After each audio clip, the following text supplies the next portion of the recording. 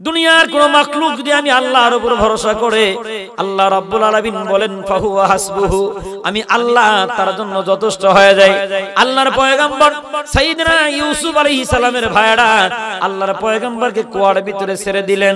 3 দিন আল্লাহর পয়গম্বর পড়ে থাকলেন। আল্লাহর উপর পূর্ণ ভরসা করার কারণে বিনা মৌসুমের খাবার কে দিলেন। 7 দিন যখন হয়ে গেল, বণিকের দলেরা খুঁজতে খুঁজতে চলে আসছেন পানি নেওয়ার জন্য। বালতি কুয়ার ভিতরে ছেড়ে দেয়। আল্লাহর পয়গম্বর উপর দিকে তাকায় দেখে ঝনঝনানি আওয়াজ হয়, দিলের ভিতরে ভয় সঞ্চারিত হচ্ছে। আল্লাহ রাব্বুল আলামিন সান্ত্বনা দেয়া বলে, পয়গম্বর ভয় পাইলে চলবে না, তুমি দেখতেছো ওইটা বালতি, আরে অপেক্ষা করো, এটা বালতি না, এটা মিশরের সিংহাসন। আরে ইউসুফ বালতি পড়তে দাও, তোমার কাজ হলো বালতির ভিতরে উঠা বসা, আর আমি আল্লাহর কাজ হলো তোমাকে মিশরের সিংহাসনে উঠাইয়া দেওয়া। বণিকের দলেরা বালতি উঠাইয়া পয়গম্বরের চেহারা যখন দেখে চিৎকার করে বলে, বুশরা হাযা গোলাম, সুসংবাদ নাও, গোলাম পাইছি। গোলাম ইয়াহুদা সহ 10 ভাই দৌড়ে আসে, আরে বাবা গোলাম পাইছো, এটা তো আমাদের গোলাম, আমরা নিজেরা তারে কুয়ার ভিতরে ফেলায় দিছি। কেন জানো? ওর 2টা চরিত্র খারাপ। 1 নাম্বার এটা হলো পাক্কা চোর, 2 নাম্বার হলো এইটা শুধু কাজের ভিতরে ফাঁকি দেয়, এই জন্য রাগ করে আমরা তারে কুয়ার ভিতরে ফেলায় দিছি। আল্লাহর পয়গম্বর বলেন, তখন আমি বলতে চাইছিলাম আমি চোর না, আমি পালায়াও যাই না, ওরা জোর করে আমারে কুয়ায় ফেলায় দিছে। কিন্তু কে যেন আমার কানে কানে আওয়াজ দেয় বলে, ধৈর্য ধারণ করো, তোমাকে কিছুই বলতে হবে না, এটার বদলা দিব আমি আল্লাহ। পয়গম্বর ধৈর্য ধারণ করলেন। বণিকের দলদেরকে তার ভাইরা বলে, এ বণিকের দলেরা, তোমরা ইউসুফ পাইছো, ভালো কথা, নিয়ে যাও, আমাদের কোনো আপত্তি নাই, তবে কিছু টাকা আমাদেরকে দিয়ে দাও, আমরা মনে করব গোলাম আমরা বেচা ফেলাইছি। কত লাগবে? যা আছে তাই দাও। পকেটে হাত দিয়ে দেখে মাত্র 18 দিরহাম। 18 দিরহাম গুনা, এরা খুব খুশি। ভাই বেচা খাইলো কয় দিরহামে? 18 দিরহামে ভাইকে বিক্রি করে দিলেন। বণিকের দলেরা যখন চলে যাইতেছে, ওরা 10 ভাই বসে বসে টাকা বন্টন করে নেয়। ভাই কিন্তু 10 জন, এক একজন 2 দিরহাম করে নেয়। কম পড়লো কয় দিরহাম? একজনের ভাগে যখন কম পড়ে গেছে, এটা লাভ দিয়ে দাঁড়ায় কয়, অক্ষণ আমি আব্বারে যায় কয়ে দিমু তোমরা ভাই বেচা খাইছো। বিপদ হইছে তো। ইয়াহুদাকে ওরা আগে দে, এবার ওর থেকে টাকা দিয়ে আবার বন্টন করতে করতে আর একজনের ভাগে গিয়া 2 দিরহাম কম। এটাও লাভ দিয়ে দাঁড়ায় কয়, আমি আব্বারে কয়ে দেবো ইউসুফ রে তোমরা কুয়ায় ফেলাইছিলা, আবার তোমরা বেচা খাইছো, তোমরা সবাই 2 দিরহাম করে নিছো, আমারে দেও নাই। বিপদ হইছে তো। যখন বিপদ হয়ে গেছে, ইহুদা ডাক দিয়ে কয়, লাগবে না ভাই বেচা টাকা, আমি খাবো না, তোরা 9 ভাই ভাগ করে নে। এবার 9 জন 2 দিরহাম করে পাইছে। কয় দিরহাম? মাত্র 2 দিরহাম করে পাইলো। আল্লাহর পয়গম্বরকে বিদায় করে দেওয়ার পরে ভাইরা বণিকের দলকে ডাক দেওয়া বলে, শোনো, এটা কিন্তু পলায়া যায়, পলায়া যেতে যাইতে না পারে, ওর হাতের ভিতরে হ্যান্ডকাপ লাগাও। কি লাগাও? পলায়া যেতে যাইতে না পারে। আল্লাহর পয়গম্বরের হাতের ভিতরে হ্যান্ডকাপ। আর আল্লাহ তাআলা যেই জাতির প্রতি নবী বানান, ওই দেশের ভিতরে সবচেয়ে মহব্বতের মানুষ হয় যিনি নবী হন, উনি আল্লাহর পছন্দনীয় মানুষ। আমি আপনাকে বুঝাইতে চাইতেছি বাবা, আল্লাহর পছন্দনীয় ব্যক্তির সাথে দুশমনি করে যারা আল্লাহর গজবের হকদার হয়ে যায়, তারা আল্লাহর পয়গম্বরের হাতের ভিতরে যখন হ্যান্ডকাপ লাগায়, বণিকের দলেরা নিজেরা স্বীকার করে, আমরা লক্ষ্য করে দেখি চতুর্দিক থেকে গরম বাতাস চালু হয়ে গেছে। গজব কে দিলেন? কে দিলেন? বণিকের দলেরা বলে, এ মিয়ারা শোনো, কত বছর এই রাস্তা দিয়ে আমি ব্যবসা করলাম, জীবনে কোনোদিন লো হাওয়া গরম বাতাস আমাদের গায়ের ভিতরে লাগে নাই, আজকে হঠাৎ করে আমাদের গায়ের ভিতরে গরম বাতাস লাগে কেন? ওর হাতের হ্যান্ডকাপটা খুলে দে। যেই মাত্র পয়গম্বরের হাতের রশিটা খুলে দেওয়া হয়, অমনি বাতাস বন্ধ হয়ে যায়। আবার যখন হ্যান্ডকাপ পরানো হয়, রশি লাগানো হয়, আবার গরম বাতাস চালু হয়। কে দেয়? ও মিয়া, ইতিহাস শুধু আজকের নয়, স্বাধীনতার পরে দেশ ভালোই চলছে বাবা। যেই দিন থেকে ওলামা ইকরামের হাতের ভিতরে হ্যান্ডকাপ লাগানো হয়েছে, ওই দিন থেকে এই দেশে জুলুমের আগুন দাউ দাউ করে জ্বলে। এখানে আগুন জ্বলে, ট্রাকের ভিতরে আগুন জ্বলে, গার্মেন্টসে আগুন জ্বলে, জাহাজে আগুন জ্বলে। এই যে আগুন জ্বলতেছে বাবা, আগুন জ্বলে না আল্লাহ জ্বালায়? এটা গজব কে দেয়? দুনিয়ার জমিনে সবচাইতে সম্মানী মানুষ কারা? আল্লাহর জমিনে উলামায়ে কেরাম যারা, যেই দিন থেকে উলামায়ে কেরামের হাতের ভিতরে রশি লাগানো হয়েছে বাবা, ওই দিন থেকেই দ্রব্য মূল্যের ঊর্ধ্বগতি শুরু হয়ে গেছে। বুঝেন কথা বোঝা যায়? এজন্য আল্লাহ রাব্বুল আলামিন বলেন, আলাম ইয়ারাউ কাম আহলাকনা ক্বাবলাহুম মিনাল কুরুনি আন্নাহুম ইলাইহিম লা ইয়ারজিউন। অতীতে অনেক জাতিকে আমি আল্লাহ তাআলা ধ্বংস করে দিলাম। কিসের কারণে? আমার পছন্দনীয় ব্যক্তি অথবা বস্তুদের সাথে খারাপ আচরণ করার কারণে। এখান থেকে শিক্ষা পাইলাম কি?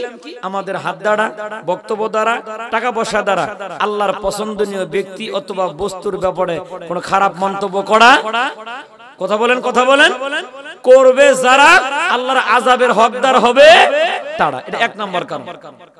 দুই নাম্বার, দুনিয়াতে যারা বেশি ঝগড়াটে হয়, এরকম একটা জাতি ছিল দুনিয়াতে, এদেরকে আদ সম্প্রদায় বলা হয়। এরা অনেক লম্বা ছিল। কত লম্বা ছিল? কোরআন হাদিসে এদের সুষ্ঠু বর্ণনা এরকম পাওয়া যায় না, তবে ইসরায়েলি রাওয়াতে পাওয়া যায় এরা ৭০ ফিট লম্বা ছিল এক একজন মানুষ। ছোট না বড়? খামাখা ঝগড়া করতো, খামাখা যেখানে শুই যায় না এখানে কুড়াল চালায় দিত, খামাখা ঝগড়া করতো। পয়গম্বর হুদ আলাইহিস সালাম তাদের কাছে গেলেন, গিয়ে বলতেছেন, মিয়ারা তোমরা ঝগড়া ফাসাদ বাদ দাও, ঝগড়া যদি বন্ধ করে দাও আল্লাহ তোমাদেরকে হেফাজত করবেন, তোমরা ঝগড়া কইরো না। ওরা বলতেছে তুমি বড় দরবেশ হয়ে আইছো না, নাউজুবিল্লাহ, তোমার কাজ তুমি করো, আমাদের কাজ আমরা করি। এই যে পয়গম্বরের সাথে খারাপ আচরণ করার কারণে আল্লাহ তাআলা এই জাতির উপরে ৩ দিন বৃষ্টি দিছিলেন।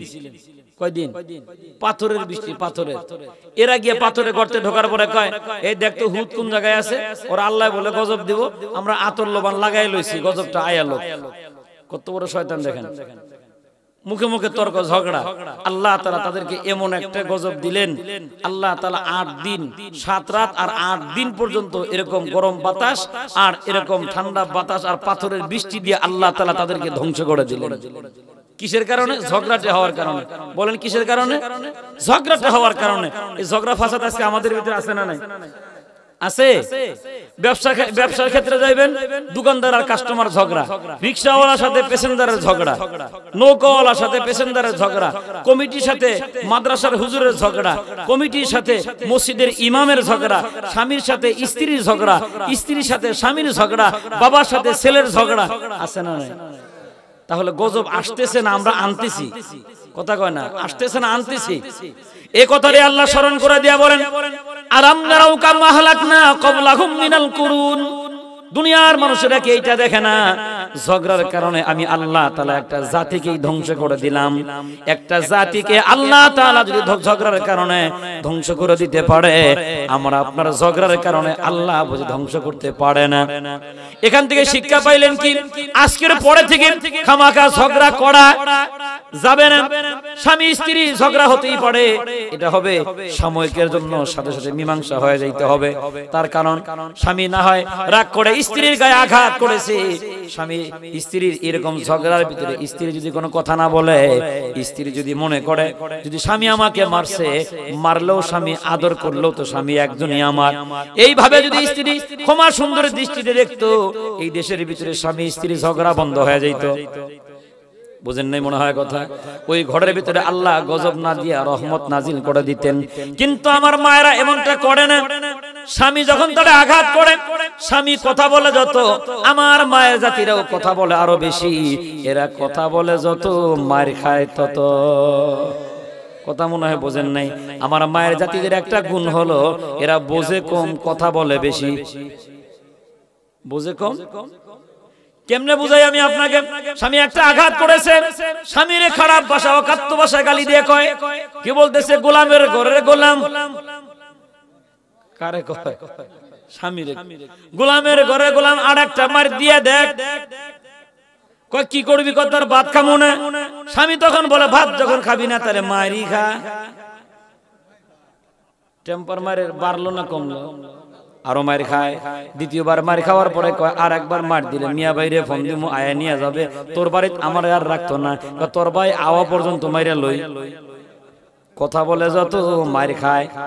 কিন্তু আমার মায়েরা যদি স্বামী ক্ষমা সুন্দর দৃষ্টিতে স্বামীর দিকে তাকায়া, রাত যখন গভীর হয়ে যাইতো, স্বামীর মাথার কাছে গিয়ে যদি বলতো আমরা ঝগড়া করলে আল্লাহ আমাদেরকে বরকত দেবে না, আপনি আমাকে দুপুরবেলা মারছেন কিছুই বলি নাই, আপনি মারলেও আমার, না মারলে আদর করলেও আপনি, এই পৃথিবীতে আপন বলতে আপনি ছাড়া এখন আমার কেউ নাই।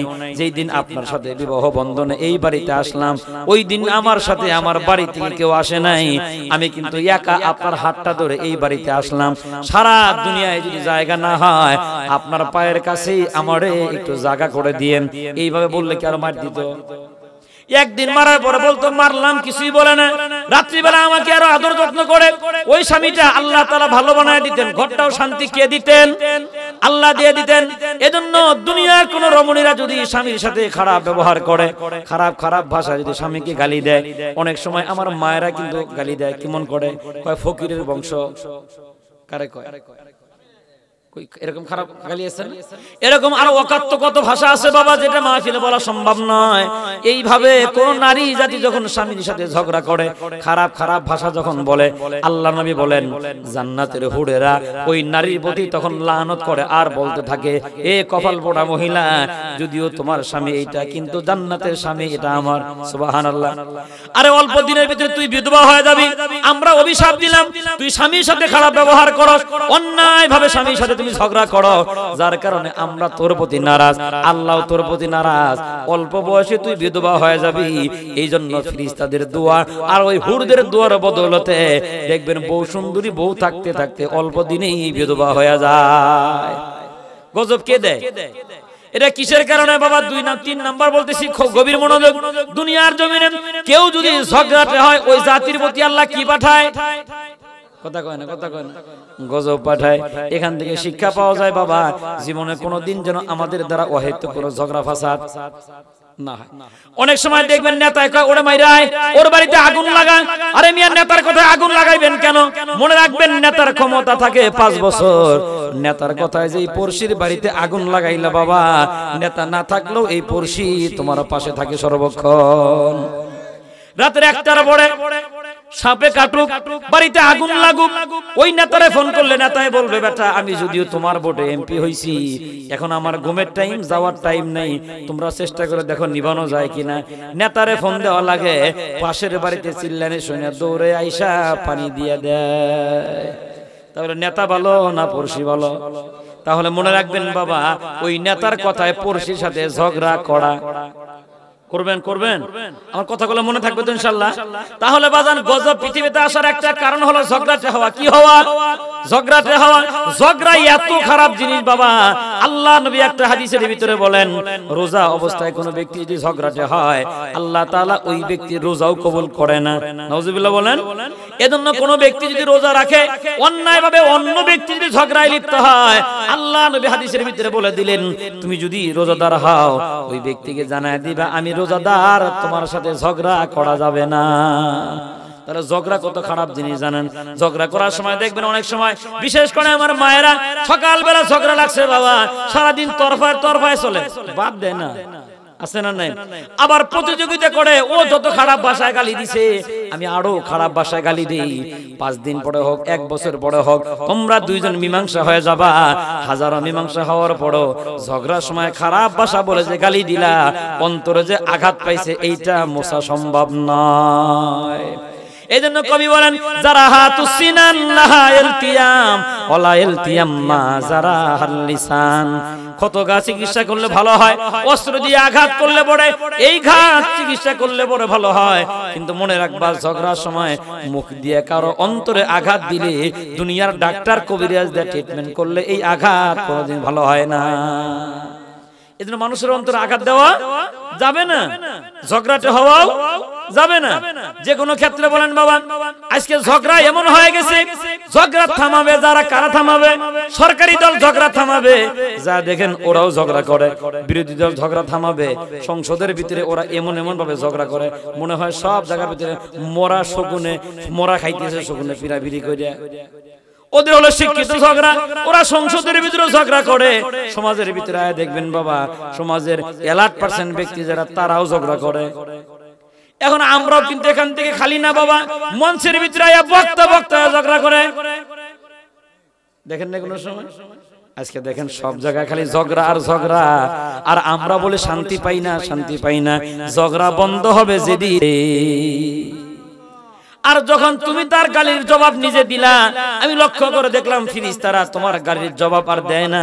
আমি চিন্তা করে দেখলাম আবু বকর তো এই জায়গায় ঠকে গেল, এজন্য চেহারাটা মলিন হয়ে গেল। এজন্য বাজান, দুনিয়াতে কেউ যদি আপনাকে গালি দেয় আর আপনি যদি তারে মাফ করে দেন, আপনার পক্ষ থেকে গালির জবাব দিবে ফেরেশতারা। সুবহানাল্লাহ বলেন। এই ধৈর্য থাকবে তো ইনশাআল্লাহ? থাকবে। তাহলে এই পৃথিবীতে গজব কেন আসে, তার একটা অন্যতম একটা কারণ আমরা পাইলাম। এই একটা কারণ হলো দুনিয়াতে ঝগড়াটে হয় যারা, আল্লাহর গজবের হকদার হয়ে যায় তারা। আরো একটা গজব পৃথিবীতে কেন আসে দেখেন, এটাকে আমরা আজকে দেখেন জাতি আজকে কোন দিকে দৌড়াচ্ছে বাবা। এটাকে আরবিতে বলা হয় লাওয়াতাত, পুরুষে পুরুষে সঙ্গম করা, এটা আরবিতে বলা হয় লাওয়াতাত। এটা লূত আলাইহিস সালামের জাতির একটা খাসলত ছিল। মেয়ে মেয়ে বিবাহ, ছেলে ছেলে বিবাহ দিয়ে যে কাজ করা হয়, এই কাজ করাকে লাওয়াতাত বলা হয়। আর আজকের বাঙালিরা যাদের জন্য খেলাধুলার জন্য পাগলা হয়, মেসি বলেন, রোনাল্ডো বলেন, আর আমাদের দেশে সবচেয়ে বেশি বেশি ভক্ত হয় আর্জেন্টিনা, ব্রাজিল। এরা ফ্রি সেক্সের দেশ বাবা, এরা পুরুষে পুরুষে মিলন করা তাদের দেশে রাষ্ট্রীয়ভাবে বৈধ। নাউজুবিল্লাহ বলেন। আর আমাদের যুবকেরা গেঞ্জির ভিতরে ওর নাম লিখে গুড়ায়, আর ও কত বড় শয়তান যে ওর দেশে পুরুষে পুরুষে মিলন করা বৈধ। নাউজুবিল্লাহ কন্যা। এটা দেখেন কত জঘন্যতম অপরাধ। আল্লাহ রাব্বুল আলামিন গোটা একটা জাতিকে ধ্বংস করে দিলেন এই কারণে, পুরুষে পুরুষে মিলন করলে পড়ে আল্লাহ তাআলা রাগান্বিত হয়ে ওই জাতির প্রতি গজব নাজিল করে দেয়। আমার দেশে যদি সরকার এইভাবে বৈধ নয়, মাঝে মাঝে খবরের ভিতরে দেখা যায় মেয়ে মেয়েকে বিবাহ করে। দেখেন নাই? দেখেন ওই বগুড়াতে, কুমিল্লা থেকে ছেড়ে গেছে বগুড়া, আমরা ফেসবুকে সম্পর্ক হয়েছে, আমি ওরা ছাড়া বাঁচবো না, আমি ওরা বিয়ে করবো। কাজী সাহেব বেড়ি বেড়ির লোকে বিয়ে দিছে, ওরা ওরা লাড়াছাড়া করলো তো আর গরম হইব, আমাকে ঠান্ডা করবে কি দিয়ে? কথা কয় না, কথা কয় না।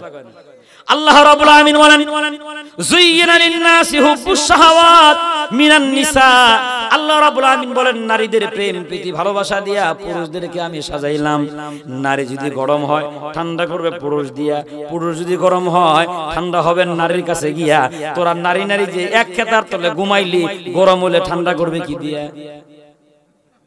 বুঝে না, কথা বোঝে না। এই যুবক কথা কস না বেটা, বোঝা যায়, কথা বোঝা যায়। আল্লাহ তাআলা শান্তির জায়গা দিলেন, পুরুষ শান্তি পাবে নারীর কাছে, নারী শান্তি পাবে পুরুষের কাছে। আর আজকে দেখবেন একদল নেতারাও বলে নারী নারীকে বিয়ে করছে, মারহাবা। আমি বলি তুই বেটা তোর বউর লগে মজা পাস না বিদায় তুই এটা কইছস। কথা কয় না, কথা কয় না। মানে ওর ইঞ্জিন দুর্বল, যুবকে কথা কয় না। বুঝেন, কথা বুঝেন। এই কারণে আল্লাহ তাআলা একটা জাতিকে ধ্বংস করে দিলেন। কওমে লূত, এদের স্বভাব ছিল এরকম, সুন্দর সুন্দর সুদর্শন যুবক পাইলেই মাথা ঠিক থাকতো না। আল্লাহ তাআলা এই জাতিকে ধ্বংস করে দেওয়ার জন্য তিনজন রহমতের ফেরেশতা পাঠাইলেন লূত আলাইহিস সালামের বাড়িতে। লূত আলাইহিস সালামের বিবি সুন্দর সুদর্শন যুবক দেখে পাগল হয়ে গেছে, গোটা এলাকার ভিতরে খবর ছড়ায় দিছে, আরে তোমরা যাদেরকে তালাশ করো যায় দেখো এমন সুদর্শন যুবক তিনটা আমার বাড়িতে আসছে। এরা সব গিয়া বাড়ি ঘেরাও করছে, আমরা দেখে আসি। গিয়া প্রথম নজরে জিবরাইল দেখছে, চেহারা অনেক সুন্দর। এখন আল্লাহর পয়গাম্বর বলে এরা আমার মেহমান, এদের সাথে এই খারাপ কাজটা তোমরা কইরো না। গ্রামের যুবকরা কয় না আমরা এদের লোক করব, নাউজুবিল্লাহ করেন। কিন্তু পয়গাম্বর লূত আলাইহিস সালাম জানতেন না যে এরা রহমতের ফেরেশতা। আল্লাহর পয়গাম্বর জিবরাইল বলে, ওগো পয়গাম্বর, ওগোরা আইবার কোন শক্তি কি রকম দেখা মনে। সুবহানাল্লাহ কোন কই কেন তোমাদের তো ওরা নষ্ট করে ফেলবে। জিবরাইল কয় ওর বাপের ক্ষমতা নাই, চিনেন আমি জিবরাইল। সুবহানাল্লাহ কোন না। আমরা আসছি ওদেরকে শাস্তি করার জন্য, ওগরে কত রুচি আজকে দেখে দেব। আপনি আইতে কোন ডাক দিস। পয়গম্বর যখন জানতে পারলেন ঘরের ভিতরে মেহমান এরা ফেরেশতা, নওজোয়ান যুবকদেরকে বলে, তোমাদেরকে বলে আল্লাহর রাস্তায় মাফ চাই, আমার এই মেহমানদের সাথে তোমরা খারাপ ব্যবহার করিও না। ওরা পয়গম্বরকে বলে তুমি দূরে সরে যাও, প্রয়োজন পড়লে তুমি দেখবা না, কিন্তু আমরা অনৈতিক কাজটা করব। পয়গম্বর ঘরের দরজা লাগায় দিলেন। ওরা দরজা ভেঙে যখন ঢুকতেছি, জিবরাইল ডাক দিয়ে ঢুকতে দেন। ঘরের ভিতরে ঢোকা শেষ, দেখে তো বড় মজা পাইছে। আর এত সুন্দর সুদর্শন যুবক, আল্লাহর হুকুমে আল্লাহর ফেরেশতা জিবরাইল আস্তে করে একটা পাখা দেখালে লাড়া দিছে, সবগুলোর চোখ অন্ধ হয়ে গেছে। চোখ অন্ধ হলে কি যৌবন শক্তি থাকে? অন খুঁজুন লাগবো, অন কি করুন লাগবো, খুঁজুন লাগবো। ওনার ইঞ্জিনের লোড কথা কয় না। আইছিল তো খুব গরম হইয়া, অন চোখ অন্ধ হয়ে কি ঠান্ডা হয়ে গেছে, অন কি হয়ে গেছে, ঠান্ডা হয়ে গেছে। আল্লাহর পয়গম্বরকে হযরত জিবরাইল বলেন, ওগো আল্লাহর পয়গম্বর, ওদের চরিত্র এত খারাপ, ওদের আগেই পূর্বে এত জঘন্যতম অপরাধ কেউ কোনোদিন পৃথিবীর জমিনে করে নাই। ওগো আল্লাহর পয়গম্বর, সকাল হওয়ার আগে আপনারা যে ৭০ জন মুমিন মুসলমান আপনার গোলাম বান্দা আছে, এদেরকে নিয়ে অন্যত্র চলে যান, একটা ঘরের ভিতরে থাকেন। আল্লাহর হুকুমে এই জমিনকে উঠায়া উল্টায়া আল্লাহর হুকুমে আমি একটা আছাড় দেব। বুঝতেছেন কথা? কিসের কারণে? লাওয়াতাতের কারণে। লাওয়াতাত কারে কয়? পুরুষে পুরুষে মিলন করা। বুঝতেছেন কি আমার কথাটা? এই ব্যারাম কিন্তু আমাদের দেশে ঢুকে সারছে। ওই একদল বুদ্ধিজীবীর দলেরা বলে এইটা দিয়ে যদি তারা নিজেরা মজা পায়, আরেকজনের মাথা ব্যথা কেন? নাউজুবিল্লাহ বলেন না। তাহলে গজব আসবে না ওরা আনবে, কথা কয় না। মুসলমান খুব গভীর মনোযোগ। আল্লাহর পয়গম্বর ৭০ জন তার উম্মতকে নিয়ে আলাদা হয়ে গেলেন। আল্লাহর হুকুমে হযরত জিবরাইল জমিন সহ পুরাটাকে উপরে উঠাইলেন।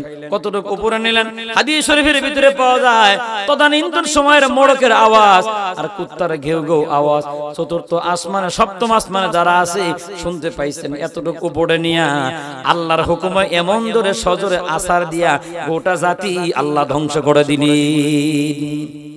এখান থেকে আমাদের যুবকদের শিক্ষা নেওয়া দরকার, আমাদের দ্বারা এই কাজ যেন না হয় ইনশাআল্লাহ। কারণ এই কাজ করবে যারা আল্লাহর আযাবের হকদার হবে তারা। তাহলে দুনিয়াতে আযাব কেন আসে বুঝতেছেন কি বাবা? দুনিয়াতে গজব কেন আসে তার আরেকটা অন্যতম কারণ, কোন দেশের ভিতরে যে স্বৈর শাসক হয়। কি শাসক? স্বৈর শাসক কারে কয়? কইছি আমি যেমনে কই এমনে চলো, না মানলে লাল গোড়া দাবড়ায় দিব, এটার নাম হলো স্বৈর শাসক। আল্লাহ নবী বলেন কোন দেশের ভিতরে যদি স্বৈর শাসকের আবির্ভাব হয়ে যায়, ওই স্বৈর শাসকের কারণে ওই দেশের ভিতরে আল্লাহর গজব ত্বরান্বিত হয়। এটা হয়তো আপনাদের জানা আছে বাবা, আল্লাহর জমিনে একজন স্বৈর শাসক এই পৃথিবীর জমিনে ছিল। আল্লাহ তাআলা তাকে অথই সাগরের ভিতরে সুবায়া সুবায়া মারছে। নাম কি? এই তো ওয়াজ তো বুঝেই ফেলেছেন, আলহামদুলিল্লাহ কন্যা। এর নাম স্বৈর শাসক। এটা আবার স্বৈর শাসক হইল কেমনে? 1 মিনিটের বয়ানে বোঝা যাবে বাবা। এই ফিরাউন প্রথম দিক থেকে এমনিই কিন্তু বাদশা হয় নাই বাবা। এই বেটা প্রথমে তার বাবার পকেটে টাকা চুরি করছে, যাকে আমাদের মাতৃভাষায় বলে পকেট মার। বাবার পকেটে টাকা চুরি করে, মায়াও কিছু কয় না। একমাত্র সন্তান হওয়ার কারণে বাবাও কিছু বলে না। এখন দেখা যায় চাচার পকেটের টাকাও চুরি করে। কে কথা বলেন? ফিরাউন চুরি করে। এখন দেখা যায় গ্রামের মানুষেরও পকেট মারে। গ্রামের যুবকরা হঠাৎ করে একদিন দইরা হালকার উপরে জাপসা দিছে। বুঝছেন কিছু? মানে কিছু মায়ের হয়ে গেছে, আর বাড়িতে কানতে কানতে আইছে। মা জিগে কান্দোসকে হালকার উপরে জাপসা দিছে। কি করছিলি? আর কয় না, যে কাম করে হেডেই করছিলাম। বুঝছি, বাপের ডাও চুরি করো, গ্রামের মানুষটা চুরি করবে গেছো না, এই জন্য হালকার উপরে জাপসা খাই আইছো, আর কোনোদিন যাইও না। পরের দিন আবার যা ধরা খাইছে। এখন গ্রামের সব যুবকরা মিলে আইন করছে, জানোয়ার গ্রামে রাখা যাবে না, ওরা এক ঘরে করে গ্রাম থেকে লাত্তি দিয়ে বাড়ি করে দিচ্ছে। কারে? ফিরাউন। যাইবো কই? এর আগে এই চরিত্র খারাপ থাকার কারণে ওর আপন খালাতো ভাই হামানরে বাড়ি করে দিছে। এই হামানে যায় আরেকবার তরমুজের বাগানে কাজ করে, ফিরাউনকে ওই হামানরে খুঁজে বাড়ি করছে। এখন হামান ডাক দেখো, ভাই টেনশন নিস না, আমার এখানে থাক, আমার বেতনের চাইতে উফরি কামাই বেশি। উফরি কামাই বুঝেন? স্যারের বেতন 20,000, ঘর ভাড়া 25,000, তারপরও মাসে 5,000 বাঁচে। তার স্যারের কি কামাই আছে? এই তো বুঝছেন স্যারের উফরি কামাই আছে। ফেরাউন কয় ঠিক আছে থাকি, মোটামুটি কয়েকদিন থাকলো। থাকার পরে ফেরাউনে কয় এটাতে আমার কাম হইব না, আমার আরো বেশি মাল কামান লাগবো। আস্তে আস্তে গিয়া ওই জালেম বাদশার কাছে গেছে, গিয়া জালেম বাদশারা ডাক দেখো আমার বেতন দেওয়ার দরকার নাই। এই যে আপনার পাশেই যে কবরস্থান দেখা যায়, হাজারো মানুষ মারা যায়, কার পরে কাকে দাফন করা হয় কোনো সিরিয়াল নাই, আমার বেতন দেওয়া লাগবে না, আপনি শুধু অনুমতি দিবেন পাশে একটা ঘর করে আমি এখানে থাকবো, মানুষেরা আসলে সিরিয়ালটা শুধু আমি রক্ষা করব। জালেম বাদশা দেখলেন টাকাও লাগলো না, কাজটাও তো আমার দেশের জন্য ভালোই হইলো, যাও তোমার দায়িত্ব দিলাম। ফেরাউনে গিয়া কবরস্থানের মালি হয়ে গেছে। এখন এক জায়গার ভিতরে বসে থাকি, মানুষেরা যখন লাশ আনে মাটি দেওয়ার জন্য জিগায় কার লাশ, ওই লাশটা তো আমার বাবার। এমনি মাটি দেওয়া যাবে না, আগে 5 দিরহাম দিয়া লও। মানুষেরা তো মনে করছে হাড়ে 5 দিরহামের জন্য মনে হয় সরকার তারে চাকরি দিছে। থাকি তো জালেম দেশের ভিতরে, জালেম সরকারের কাছে, না মানলে তো আরো অবস্থা খারাপ হবে। লাশ মাটি যদি না দিতে দেয়, নেয় বাবা 5 দিরহাম নেগা দিয়ে দিছে। 5 দিরহাম করে গোটা বছরের 5 দিরহাম করে টাকা জমাইতে জমাইতে অনেক টাকা যখন হয়ে গেছে, এই শয়তানে গিয়া জালেম বাদশারে জিগায় আপনার এই দেশের ভিতরে মানুষের ট্যাক্সের টাকা কত হয়। জালেম সরকার আগের বছরে একটা প্রিন্ট বাড়ি করে দিয়ে কয় এই যে দেখো এখানে সব লেখা। ফেরাউন ওই সম পরিমাণ টাকা নিজের পকেট থেকে টাকা দিয়া বলে দেখেন আমাকে এত সুন্দর একটা চাকরি আপনি দিলেন, এবারও বেতন দেওয়া লাগে নাই, ওই ট্যাক্সের টাকা চাওয়ার আগে আমি আগাম তুলে আনছি। জালেমে কয় তুই তো খুব ভালো মানুষ, যা তুই কাম চলতে থাক। ফেরাউন গিয়ে আবার কবরস্থানে আর মানুষদেরকে ঘুরে ঘুরে গোটা গ্রামে জানায় দিলেন। মানুষেরা বলে হারে এবার সরকার ট্যাক্সের টাকা নেয় না কেন? ফেরাউন ডাক দেখা জীবনেও নেবে না, প্রতি বছর আমি ট্যাক্স মাফ করে টাকা আমি দিয়ে দিই। ভালোবাসা বাড়লো না কমলো? এবার মানুষেরা পরবর্তী বছর বাপরে মাটি দিবার যায়। ফেরাউনে কয় 10 দিরহাম গোনো, কয় লাগলে 20 দিরহাম দেবো, তুমি আমার ট্যাক্স মাফ করে দাও, এটা ব্যাপার হইলো। এইভাবে বেশ কিছুদিন চললো। চলতে চলতে হঠাৎ করে ওই জালেম সরকার হঠাৎ করে রাত্রে মরে গেল। বুঝে থাকলে বলবেন ওই দেশের সরকার হবে এখন কারা? সব মানুষ দৌড়ে আসছে। আসার পরে বলে আপনি বড় ভালো মানুষ, সরকার না হইয়াই ট্যাক্স মাফ করে দিছেন, আপনি সরকার হইলে তো মাশাআল্লাহ। কিন্তু এই বেড়ারা বুঝতেছে না যে আজকে আমার 5 টাকা ট্যাক্স মাফ করে দিয়ে পরে যে খেসারত বেশি দেওয়া লাগবে, বেড়ার কোনো খবর। এটা কিরকম হয়েছে জানেন ভাই? কষ্ট হইতেছে কি? মানুষের যেমন জেলখানা আছে, গরু ছাগলের একটা জেলখানা আছে, এটার নাম কি? খোয়ার। চিনছেন তো নাকি? আগে আমরা যখন ছোট ছিলাম ওই ছাগল বকরি নিয়ে যখন খড়ে দিতাম, ওই খড়ওয়ালা আমাদেরকে 5 টাকা করে দিত, যাতে লোভে লোভে আমরা আবার এনে দিই। এক বেড়া সকালবেলা আপনাদের যে 5 কাটা বাজারে গেছে, বাজারে গিয়ে পকেটে হাত দিয়ে দেখে টাকা পকেটে নাই। আর এই বেড়া চা বিস্কিট খাওয়ার খুব রুচি, টাকা পাইব কই? তখন মনে হয়েছে যে গরু খড়ে দিলে কয় টাকা দেয়? 5 টাকা দেয়। কার গরু দিব? চায়ের নেশায় পড়ে নিজের গরু নিজেই খড়ে দিছে। নিজের গরু নিজে খড়ে দিয়ে 10 টাকা এনে চা বিস্কিট খাইছে। কিন্তু বেড়ায় বুঝতেছে না যে আমার গরু আমি খড়ে দিয়ে 10 টাকা দিয়ে সকালে চা খাইলাম, বিকালে আমি আনতে গেলে তো 200 টাকা লাগবে। লাভ না লস? ওই জাতিরও একই অবস্থা, নিজের গরু নিজে খড়ে দিয়ে চা বিস্কিট যেমনে খায়। ফেরাউনের 5 টাকা ওই ট্যাক্সের মাপ পাইয়া তখন সবাই মিলে জাতা দিয়ে দইরা ফেরাউনের বাসা বানায়। মানুষেরা কয় লিফলেট লাগবে না, প্রচারণা লাগবে না, কোনো ভোটাভুটি লাগবে না, তত্ত্বাবধায়কের দরকার নাই, ডাইরেক্ট বাড়ারে ক্ষমতা তুলে দে। ফেরাউন মুসকি মুসকি হাসে, এই মালটাই চাইছিলাম। বুঝতেছেন কথা? যেই মাত্র ফেরাউন ক্ষমতায় বসলো, কয়টা বোর্ডে? কথা কয় না, কোন নির্বাচন লাগে নাই।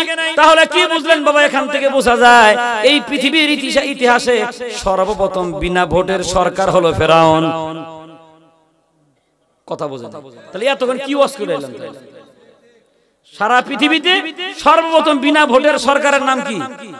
আবার কোন ফেরাউন। বয়ে পড়ছে এই মালটাই চাইছিলাম। আমি তো বিনা ভোটের সরকার হয়ে গেছি, নির্বাচন লাগে নাই, প্রতিদ্বন্দ্বীও নাই, কোনো টেনশনও নাই, পোস্টার লাগে নাই, লিফলেট লাগে নাই, এমনি হয়ে গেছি। যার কারণে এই পর্যন্ত আসার সুযোগ পাইলাম।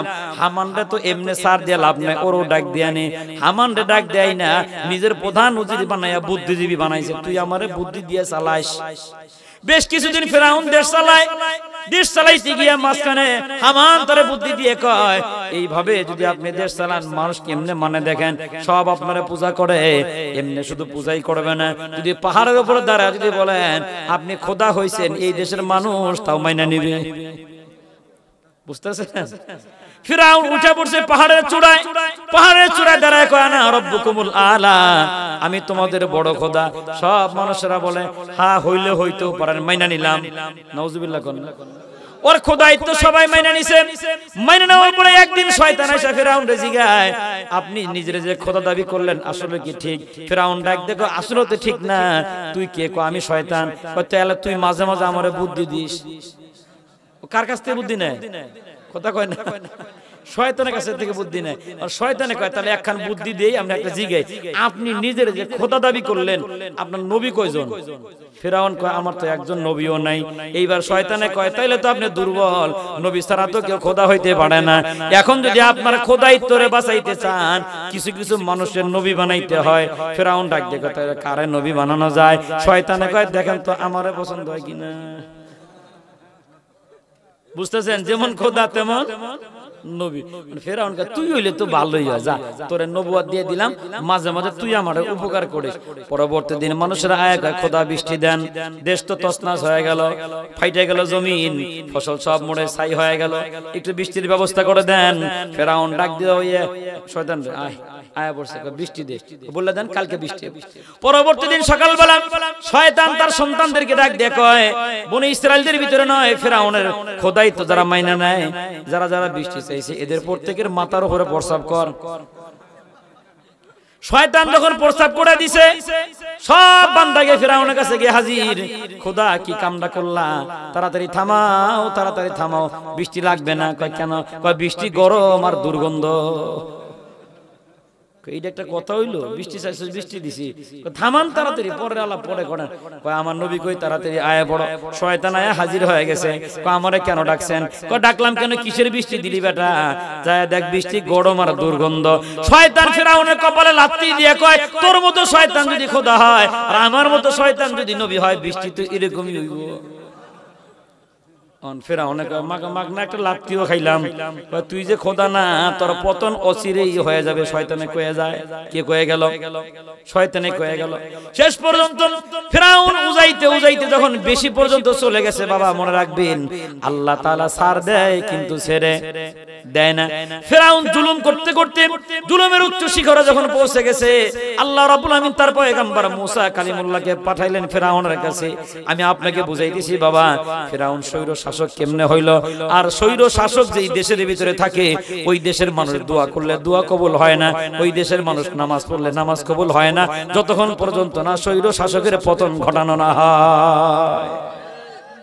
স্বৈর শাসকের পতন ঘটানোর জন্য আল্লাহর পয়গম্বর মুসা কালিমুল্লাহকে আল্লাহ রাব্বুল আমিন ডাক দিয়ে কয় ইযহাব ইলা ফিরআউন ইন্নাহু তাগা।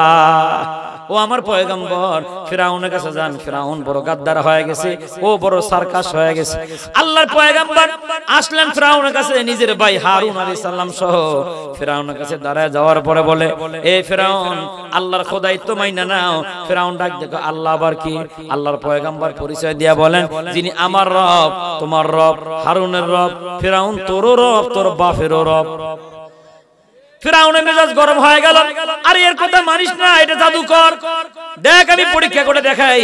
ফিরআউন স্বৈর শাসক হওয়ার পরে মানুষদের উপর জুলুম করার জন্য জাদুকর ভাড়া করে আনে। জাদুকরদেরকে বলে জাদুকরে লোকটারে মাইরা ফেলাও। জাদুকরেরা হাতের রশি জমিনে ছাড়লে সাপ হয়ে যায়, গায়ের গামছা জমিনে ছাড়লে সাপ হয়ে যায়, গায়ের কাপড় ছাড়লেও সাপ হয়ে যায়।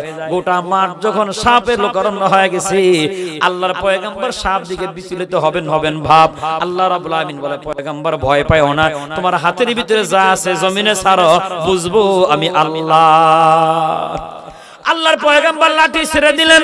আল্লাহর কোরআনে বলে ফাইদা হিয়া হাইয়াতুন তাসা, সাপ বড় হইয়া, এটা বিশাল আকার সাপ, ধরো সাপের রূপ ধারণ করে সাপরিয়াদের সব সাপ খেয়ে ফেলছে। এবার হাঁটতে হাঁটতে ফিরআউনের সামনে যায়, কয় আমার 3 লোকমা খাওন লাগে, কেবল 1 লোকমা হইছে, আরো আইনা দে নালে তোরে খামু। ও অন্ত ফিরাউন ভয় পাইছে। ফিরাউন কয় মুসা এটা থামা, তাড়াতাড়ি সাপ থামাও। আল্লাহর পয়গম্বর বলে থামামু একটা শর্তে, কালেমা পড়বি নি ক। ফিরাউন ডাক দেখে হ কালেমা পড়মু, মনে বিপদ যেখানে নবীরে মানে সেখানে। এরকম ফিরাউন বাবা এখনো আছে, বিপদ দেখলে হুজুর মানে, বিপদ গেলে আর হুজুর চিনে না। কেমনে আমি আপনাকে বুঝাই, গভীর মনোযোগ। যতদিন থাকে সিয়ার ততদিন থাকে গিয়ার। সিয়ার আর গিয়ার থাকার কারণে হুজুরও চেনে না, ইমামও চেনে না, মুয়াজ্জিন চেনে না, মাদ্রাসার মুতামিমও চেনে না। ওর গরমই আলাদা। যখন সিয়ার নাই, গিয়ারও নাই, টাকা পয়সাও আগের মতো নাই, নাকে নল, মুখে নল, প্রসাবের রাস্তায় নল, নাভির নিচে কাইটা বাইপাস সার্জারি করে বাথরুমের রাস্তায় নল, ইঞ্জিনে যখন লোড টানে না তখন বেড়ায় কান্দে আর কয় হুজুর মুজুরান। আগে হুজুরি চেনে নাই, তখন হুজুরও চেনে, মুজুরও চেনে। এমন ফিরাউন আছে না নাই? আর আওয়াজ দিয়ে বলেন, এরা কি কয় হুজুর মুজুরান। মনে রাখবা বাবা, যতদিন সিয়ার থাকে ততদিন তোমার গিয়ার থাকে। ওই টাইমে যদি হুজুর না মানো, শেষ বয়সে বিছানায় পড়িয়া হুজুর আনলেও দোয়া কবুল হবে না। বুঝবেন কেমনে? আরেকটা দৃষ্টান্ত দিলে ভালো বুঝবেন বাবা। সরকারি চাকরি করার পরে রিটায়ার্ড পারসন হওয়ার পরে ওই সরকারি টাকা নিয়ে বেচারা হজে গেছে, সারা জীবন ঘুষ খাইছে, খানা খাবার গিলাপ ধরে কান্দে আর কয় ওগো মালিক, জীবনে কোনোদিন আর ঘুষ খামো না, আমারে মাফ করে দাও। ফেরেশতারা কইব তোর কবলে 3 লাখটি, তোর তো চাকরি নাই, ঘুষ দেয় কারা? বোঝে না, বোঝে না, বোঝে না। তোর চাকরি থাকলে না তুই বেড়া ঘুষ খাবি, তাহলে বোঝা যায় তোর চাকরি নাই। এখন তুমি তওবা করলে তওবা কবুল হবে না। তওবা করতে হবে চাকরির টেবিলে, চাকরি থাকতে বলতে হবে মালিক, জীবনে অনেক ঘুষ খাইছি, এখনো চাকরি আছে, আর কোনোদিন ঘুষ খাবো না। এখন তওবা করলে তওবা কবুল হবে। অনেক মানুষ এমন আছে বাবা, নামাজও পড়ে, জিকিরও করে, পাগড়িও পরে, জুব্বাও লাগায়, কোদাল হাতে নিলে পরে হয় বাতর সোজা করে, না হয় বাঁকা করে, আছে না নাই? অনেক হাজি সাহেবরাও দেখছি বাবা, দাড়ির মধ্যে মেহেদি দিয়া কোদাল গাড়ে নিলে হুঁশ থাকে না। ওই হাজি সাহেব শেষ বয়সে হয়েছে প্যারালাইসিস, গায়ে শক্তি নাই, হাঁটতে পারে না, পায়েও শক্তি নাই, চোখেও ভালো দেখে না। এখন বালিশে বইয়া বইয়া কান্দে আর কয় মালিক তওবা করলাম, জীবনে বাতর কাটতাম না। তুই যে বেটা কাটবি তো টেম্পারি নাই, কালার ধুমা মারে। বুঝে না কথা, বোঝে না। এখন তুমি বিছানা বয়ে তওবা করো, বাতর কাটতা না, ওরে কোদাল নিয়ে দিয়ে কইবেন যাও পারলে কাটো। মানে তাহলে বোঝা যায় ক্ষমতা শেষ হয়ে গেলে বলে তওবা করলে তওবা কবুল হবে না। এজন্য বাদান যৌবন থাকতে, গুনাহ করার শক্তি থাকতে, গুনাহ থেকে তওবা করলে তওবা কবুল করেন কি? আল্লাহ রাব্বুল আমিন বলেন ওয়ালাহু আন্নাহুম ইয যালামু জাউকা ফাস্তাগফিরুল্লাহ ওয়াস্তাগফারা লাহুমুর রাসূল লাওয়াজাদুল্লাহ তাওয়াবার রহিমা। আল্লাহ রাব্বুল আমিন বলে গোলাম, নফসের প্রেরণায় কেউ যদি গুনাহ করে ফেলো, সাথে সাথে আমার নবীর উপরে দরুদ পড়ো, আর আমার নবীর মাধ্যমে আমি আল্লাহর কাছে ক্ষমা চাও। আমার নবী যদি তোমার জন্য ক্ষমা চায়, আমি আল্লাহ তোমার সব গুনাহ মাফ করে দিব। এটা কি বাবা ডেট ফেল হয়ে না আগে? তাহলে ডেট ফেল হলে তওবা কবুল কথা কয় না। এখন ফিরাউনে কয় আগে সাপ থামা বেটা, তওবা করমু, আবার কালেমাও পড়মু। পয়গম্বর যখন সাপ ধরতে যাবেন, দিলের ভিতরে বড় ভয়, আরে এত বড় সাপটা কেমনে ধরি? আমার আল্লাহ ডাক দেয়া বলেন ক্বালা খুযহা ওয়ালা তাখাফ সানুঈদুহা সিরাতাল উলা। পয়গম্বর ভয় পায়ও না, সাপ দেখতেছো তোমার সামনে, সাপের মুখের ভিতরে তুমি হাত দিয়ে দাও, আমি আল্লাহ তোমার হাতের লাঠি যেমন ছিল সাপকে আবার লাঠি বানায়া দিব। যখন লাঠি হয়ে গেছে ফিরাউন কয় এমনি কইছি কালেমা পড়তাম না। পয়গম্বরের মেজাজ নরম না গরম? পয়গম্বর আরো রাগান্বিত হয়ে গেলেন। পয়গম্বর সিদ্ধান্ত নিলেন আর দুই একবার তার কালেমার দাওয়াত দিবেন, পরে যা হয় পরে বুঝে নেবেন। আর এই দিকে ফিরাউন তার দলবল নিয়ে গোপনে গোপনে বৈঠক করে সিদ্ধান্ত করে দেওয়া হলো, আগামীকাল সকাল হওয়ার পরে বনি ইসরাইল যত উম্মত সবগুলাকে ধরবি। নাউজুবিল্লাহ।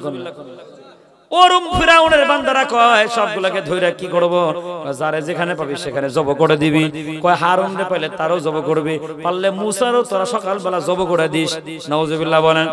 আল্লাহ রাব্বুল আমিন ওদের ওই সিদ্ধান্তটা জিবরাইলের মাধ্যমে পয়গম্বরকে শোনায়া দিলেন। আল্লাহর পয়গম্বর তার উম্মতদেরকে নিয়ে রওনা হলেন। এই দেশে আমরা আর থাকবো না, ফিরাউনের দেশে থাকা লাগবে না, আল্লাহর দুনিয়া আর অনেক লম্বা আছে, চলো আমরা চলে যাই। আল্লাহর পয়গম্বর উম্মত নিয়ে রওনা হলেন। যাইতে যাইতে বাবা লোহিত সাগরের কিনারায় যখন পৌঁছে গেলেন, এদিক থেকে ফিরাউনের দলবল চলে আসছে, সামনেও লোহিত সাগর। আল্লাহর পয়গম্বর উম্মতেরা বলে ইন্না লামুদরাকুন, ওগো আল্লাহর পয়গম্বর আমরা পাকড়াও হয়ে গেলাম। সামনে লোহিত সাগর, পিছনে ফিরাউনের দলবল, নির্ঘাত মরণ ছাড়া আমাদের আর কোনো গতি নাই। আল্লাহর পয়গম্বর বলেন ইন্না মাইয়া রাব্বি সায়াহদিন, ভয় পাইও না, আমার আল্লাহ আমার সাথে আছেন, আমার আল্লাহ আমাকে পথ দেখাবেন। সুবহানাল্লাহ। ভরসা কার উপরে? কার উপরে? আগে থেকেই না হঠাৎ করে? আগে থেকে। এজন্য বাজান আমাদের ভরসাও যদি আল্লাহর উপরে হয়, বাঁচায় দিবেন কি? তবে আমরাও আল্লাহর উপর ভরসা করি। আমাদের চেষ্টা শেষ হওয়ার পরে বিয়ে করছে বাবা, 4 বছর বাচ্চা হয় না, মাজারে মাজারে ঘুরলো 4 বছর, তারপরও বাচ্চা হয় না, আরো 4 বছর ডাক্তারের বাড়ি ঘুরলো তাও হয় না, আরো 4 বছর কবিরাজের বাড়ি, কয় বছর হইলো? 12 বছর। 12 বছর হওয়ার পরে বেচারা মুখখান বাঁকা করে চায়ের দোকানে বসে থাকে। আর একজনের জিগায় মিয়া মনটা বাজার কেন? কয় 12 বছর বিয়ে করলাম বাচ্চা হয় না। কয় মাজারে 4 বছর লাগাইছি, ডাক্তারখানায় 4 বছর লাগাইছি, কয় কবিরাজ 4 বছর লাগাইছি, ওই এখন কি ট্রিটমেন্ট চলে? ওই এখন কিছুই না, এখন আল্লাহ ভরসা। কয় বছর পরে? এই তো 12 বছর পরে কয় আল্লাহ ভরসা। এটা কেমন হয়েছে বাবা জানেন? এক বাটা রুটি শুকা দিছে তার আঙ্গিনার ভিতরে, কাকে রুটি নিয়ে গেছে, বেচারাও কাকরে দৌড়াইতেছে 3 গ্রাম। কয় গ্রাম? 3 গ্রাম দৌড়াইয়া 4th নাম্বার গ্রামে চলে গেছে। মাঝখানে একটা নদী, বেড়ায় জানে না সাঁতার, কাকে রুটি নিয়ে ওপার যখন চলে গেছে, বেড়ায় তো আর দৌড়তে পারে না। অন কাকেরে ডাক দিয়ে কয় যা বেড়া সদকা করে দিলাম। কয় গ্রাম দৌড়াইয়া? বুঝছেন? তাহলে 3 গ্রাম দৌড়ায়া কাকেরে দৌড়তে না পাইরা সদকা দিলে সওয়াব হয়। যা 12 বছর জায়গায় জায়গায় ঘুরে আল্লাহ ভরসা কইলে ফায়দা হবে। অথচ আল্লাহর ওয়াদা হলো ওমাইয়া তাওয়াক্কাল আলাল্লাহ ফাহুয়া হাসবুহু। দুনিয়ার জমিনে যারা আল্লাহর উপর ভরসা করে, আল্লাহ রাব্বুল আমিন বলেন আমি আল্লাহ তাদের জন্য যথেষ্ট হয়ে যায়। আল্লাহ নবীর একটা হাদিস এমন আছে, আল্লাহ নবী বলেন লাউ আন্নাকুম তাওয়াক্কালতুম আলাল্লাহ হাক্কা তাওয়াক্কুলিহি লারাযাকাকুমুল্লাহু কামা ইয়ারযুকুত তাইর। আল্লাহ নবী বলেন দুনিয়াতে তোমরা যদি আল্লাহর উপর ভরসা করতে পারো যেইভাবে ভরসা করা দরকার, আল্লাহ তোমাদেরকে কি দিবে জানো? দুনিয়ার পাখিদেরকে আল্লাহ যেমনি রিজিক দেয়, তোমাদেরকেও আল্লাহ এমনি রিজিক দিয়ে দিবেন। পয়গম্বরের ভরসা কার উপর? আল্লাহর উপরে। আল্লাহ বড় খুশি হয়ে গেলেন, জিবরাইলকে ডাকতে বলে তাকায় দেখ এই বিপদের ভিতরে পয়গম্বরের ভরসা আমি আল্লাহর উপরে। পয়গম্বর দুনিয়ায় কারো কাছে মাথা নত করে নাই। এই জিবরাইল পয়গম্বরকে আমার সালাম দিয়ে বলো হাতের ভিতরে যে লাঠি সাগরে ফেলে দিবে, বাকিটা বুঝবো আমি আল্লাহ। লাঠি ছেড়ে দিছে। রাস্তার দরকার ছিল একটা, আল্লাহ রাস্তা বানায় দিলেন 12টা। সুবহানাল্লাহ। কারণ কি? বনি ইসরাইলেরা 12টা দলে বিভক্ত ছিল। আল্লাহ তাআলা চাইলেন এরা যেন মারামারি না করে, 12 গোত্রের লোক 12টা রাস্তা দিয়ে পার হয়ে যাক। এরা যখন লোহিত সাগর পার হয়ে ওই পারে চলে গেছে, ফিরাউন তার দলবল নিয়ে লোহিত সাগরের কিনারায় এখন পৌঁছে গেছে। ফিরাউন হামানরে ডাক দেখে ওগরে দর, কয় ওস্তাদ কেমনে ধর্ম, সামনে তো লোহিত সাগর, ওই যে রাস্তা দেখোস না বড়া যা। হামান ডাক দিয়ে কয় নেতা গতকাল সন্ধ্যায় ঘুরে দেখেছি রাস্তা ছিল না, এখন রাস্তায় লোক থেকে। ফিরাউন কয় এই জন্য তো তুই নেতা না, আমি নেতা, আমি বড় নেতা, তুই বুঝোস নাই বেটা। আরে রাস্তা গুনা দেখ রাস্তা কয়টা। হামান ডাক দেখো রাস্তা গুনছি, রাস্তা 12টা। এইবার ফিরাউন ডাক দেখো এখানেই তো খেলা, 6টা রাস্তা আমার আব্বাই বানাইছে, 6টা রাস্তা আমি বানাইছি। দুটা গান মুখস্থ হয়েছে, খালি নিজের গান আর বাপের গান, নিজের গান আর বাপের গান, নিজের গান আর কথা কয় না, কথা কয় না। আকেল কে লিয়ে এক হরফ কা ইশারা, নাদা কে লিয়ে না দফতর না রিসালা। কয়টা গান মুখস্থ হয়েছে? কয় না, কয় না। অন হামানে কয় আরে আমি তো জানি বেড়া তোর কোন বাপের রাস্তা বানাইছে, মনে মনে কয়, ডাইরেক্ট কয় না। চাকরি করি ফিরাউনের, খাই ফিরাউনের, থাকি ফিরাউনের বাড়ি, এখন ডাইরেক্ট কথা কইলে তো আমারে ক্রস ফায়ার দিব। হামানে কিছুই কয় না, কারণ তো মরণ তো নির্ঘাত মরণ, গেলেই তো যে চুবান খাওয়া লাগবো। হামান টের পাইছি, হামান ফেরাউনে কয় আমার একটু সময় দেন, আমার আম্মার লোক একটু দেখা করে আসি। হামান দৌড়ে ওর মায়ের কাছে যায়, আম্মা আমি বড় বিপদে আছি। কিসের বিপদ? কয় গতকাল সন্ধ্যায় ঘুরে দেখলাম সাগরে কোনো রাস্তা নাই, আর আজকে এখন এদিকে সাগরের ভিতরে 12টা রাস্তা। তখন ফেরাউন না কয় 6টা রাস্তা তার বাবা বানাইছি, 6টা নাকি ফেরাউন বানাইছে। হামানে মা লাভ দিয়ে দাঁড়ায় কয় যাইস না, ওর বাপেও মিথ্যা কথা কইছে, ও নিজেও মিথ্যা কথা কয়।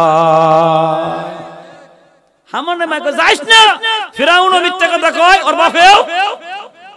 এখন হামান কয় মা বুঝবো কেমনে? যাওগা, সময় হইলে বুঝবা। বাপে যে মিথ্যা কথা কইছে আর ফেরাউন যে মিথ্যা কথা কইতেছে, তোরা এখন বুঝবি না, সময় হইলে বুঝবি বেটা। কি হইলে বুঝবো? হামান ডাক দিয়ে কয় মা করবোটা কি? এ বাবা তুই নির্ঘাত পড়ে যাবি, যা শেষ বেলায় তোর দোয়া করে দিলাম। এবার হামান মাথার ভিতরে পাগড়ি পেছায় আর একটা কম্বল ফাটায় জুব্বা বানায়। হামানে মা ডাক দিয়ে কয় এটা তো বনি ইসরায়েলের মুসলমানদের পোশাক, তুই এটা লাগাস কেন? হামান ডাক দিয়ে কয় মা তুমি যে কইলা রাস্তা আগেও ছিল না, এখনো থাকবে না, নির্ঘাত চুবান ছাড়া আমার কপালে কিছুই নাই।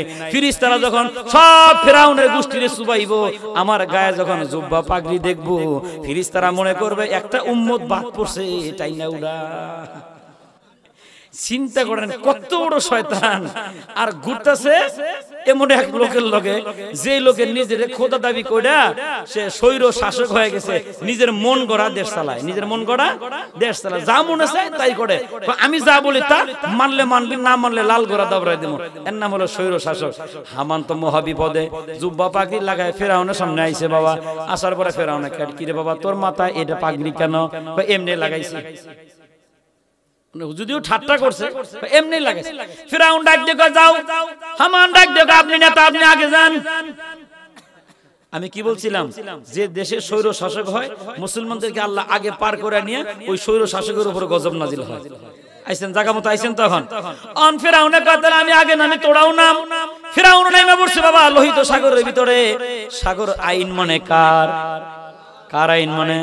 আল্লাহ রাব্বুল আলামিন আরেকটা কালামে পাকের আয়াতে কারিমার ভিতরে বলেন আফা গায়রা দীনিল্লাহি ইয়াবগুনা ওয়াল্লাহু আসলামা মান ফিস সামাওয়াতি ওয়াল আরদি তাওআন ওয়া কারহা। আল্লাহ রাব্বুল আলামিন বলে গোলাম তোমরা কি আমি আল্লাহর দেওয়া জীবন বিধান ছাড়া অন্য জায়গার ভিতরে শান্তি খুঁজো? অথচ আসমানে যারা আছে আইন মানে আমি আল্লাহর, জমিনে যারা আছে আইন মানে আমি আল্লাহর। সবাই আইন মানে কার? আল্লাহর। আল্লাহর আইন মানতেছে যারা, শান্তি পাইতেছে তারা। আমরা আইন মানে কার? এনে কিন্তু আমরা দুর্বল। কিছুক্ষণ আইন মানে আল্লাহর, কিছুক্ষণ আইন মানে মানুষের, কিছুক্ষণ আইন মানে ইহুদি আর খ্রিস্টানদের।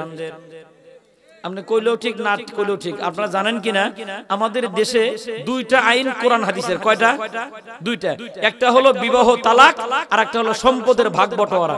এই দুইটা ছাড়া যত আইন আছে সব কোন সরকার গঠন করে নাই, সব আইন ব্রিটিশরা আমাদের গায়ে চাপাই দিয়ে গেছে। এই আইনগুলো কাদের? কথা কয় না, কথা কয় না। ব্রিটিশের আইন, ব্রিটিশের। আর এই ব্রিটিশের আইনের বিরুদ্ধে কথা বললেই জেলখানার ভাত খাওয়া লাগে। মনে রাখবেন, জেলখানার ভাত খাইতে থাকেন কোনো সমস্যা নাই, তবে জমিন যার হুকুম চলবে তার, চন্দ্র সূর্য যার আইন চলবে তার। কারণ বাপ দাদার আইন রাষ্ট্র পরিচালনা হতে পারে না। কারণ হুকুম চলবে কার? পৃথিবী কার? চন্দ্র সূর্য কার? তাহলে আইন চলবে কার? আল্লাহর। মানবে যারা, শান্তি পাবে তারা। কথা বললাছে কি? বুঝবেন কেমনে? এক বেটা কষ্ট দিছে কি ভাই? না শেষ করে দিতাম ভাই, অনেক দিন পরে অনেক দূর থেকে আই, এজন্য একটু লম্বা চড়া কথা কই, আপনার মন খারাপ করেন না। মানে 1 ঘন্টা না হলে আমার মুখের জড়তাই ছাড়ে না। মানে মাত্র 1.5 ঘন্টা হয়েছে আর কি। না চলবে আর কিছুক্ষণ নাকি বলে চলবে তো ইনশাআল্লাহ। ইনশাআল্লাহ দেখেন শান্তি যেখানে সেখানে গিয়ে খুঁজতে হয়, জোর করে দিলে শান্তি পাওয়া যায় না। বুঝবেন কেমনে? বেড়ায় বিয়ে করছে, বিয়ে করে শ্বশুর বাড়ি থেকে যৌতুক আনছে গাই বাছুর। গাই বাছুর বুঝেন তো আপনারা? ওই গাবি আর বাছুর নিয়ে এসে 4-5 দিন দহন করে বাজারে বাজারে দুধ বেচছে, খুব ভালোই গেছে কিছুদিন। হঠাৎ করে মায়ে ফোন করছে সেরারে, এ কই তুই? আমি বাজারে। আয়া দেখ তোর বাছুরে দুধ খায় না। আবার জিগায় স্বামীরে ফোন দিছে, তুমি কই? আমি নেত্র কোনা, তাড়াতাড়ি আয়। কি হয়েছে? আয়া দেখো বাচ্চা বাছুরে দুধ খায় না। এরা বাপবাড়া বাড়িতে এসে বাতি জ্বালাও তো দেখি কি হয়েছে। বাতি জ্বালাইছে, বাতি জ্বালায় দেখে এই বেড়ি বারে বারে বাছুর নিয়ে বলদের তলে দেয়। কার তলে দেয়? আচ্ছা বুঝা থাকলে কোন বলদের যা আছে এটা কি চোষার জিনিস, চুষলে বাইরেইব কিছু। তখন সেরাই কয় মা বাছুরের শান্তি তো বলদের তোলে না, কার তোলে? গায়ের তোলে। এই যে তোমার দেখাচ্ছি দাঁড়াও, বাছুর নিয়ে গাভীর তোলে ছেড়ে দিছে, অমনি বাছুর শান্তি পাইছে। তখন মায়ে কয় এই তো আমি বুঝছি, শান্তি যেখানে বাছুর যাবে সেখানে, আর আমাদেরও শান্তি যেখানে বান্দা যাবে সেখানে। স্বাধীনতার পর থেকে আইন করে আর আমাকে জাতা দিয়ে কয় এটা মানো, এটা মানো, এটা মানো। আমরাও মানতেছি, মাগার শান্তি নাই কেন? কোরআন হাদিসের বাতি জ্বালা দেখি এটা গাই না কি? এই তো তাহলে বুঝছেন তাহলে আপনারা। হ্যাঁ, তাহলে আল্লাহর আইন মানার ভিতরে শান্তি। ফিরাউন আল্লাহর আইন না মাইনা নিজে খোদাই করে, নিজে যখন রাষ্ট্রদ্রোহী হয়ে গেছে, নিজে যখন আল্লাহ দ্রোহী হয়ে গেল, সাগর লোহিত সাগরে গিয়া সুবহান খায়। সুবহান খাওয়ার পরে কালেমা পড়তেছে, নাউজুবিল্লাহ কোনটা সুবহান কালেমাও পড়ে, আবার দেখে হামান আবার সুবহান খায় না। ফেরেশতারা কয় আল্লাহ বলে দিয়েছেন যদিও ও নষ্ট চরিত্রের, কিন্তু আমার নবীর সুন্নত ওর দেহের ভিতরে, ওরে সুবাইলে সুন্নতের অবমাননা করা হয়, এটারে সুবাইস না, বাকিটিরে সুবা। বুঝতেছেন কথা? বুঝতেছেন?